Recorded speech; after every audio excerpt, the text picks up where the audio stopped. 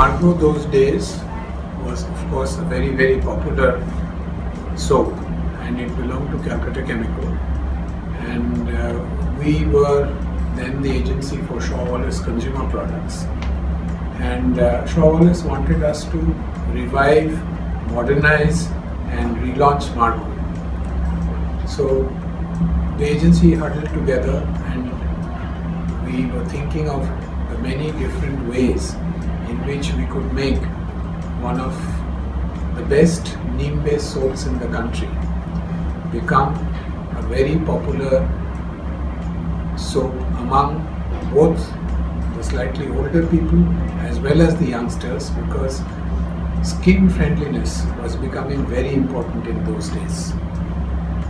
And way back in 1986, you can imagine that this would be something very new and very novel coming into the marketplace. So we spent quite a few months repackaging one of the finest soaps of India, which looked in those days like a green brick.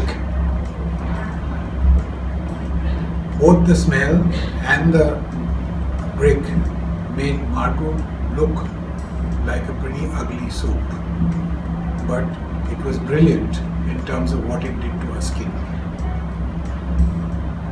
So how could we use the ugliness of the soap and turn it into perhaps one of the best things, or the most desirable things that one could think in terms of using on one's body?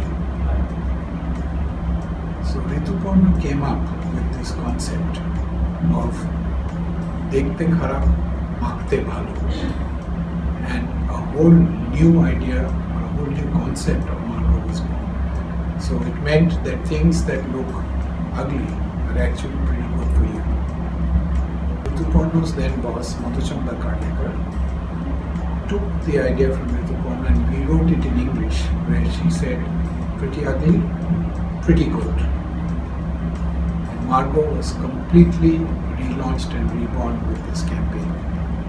And it was fairly print heavy advertising, and in those days people wanted more information and the ads were extremely informative, and Margo began its turnaround journey way back then in 1986.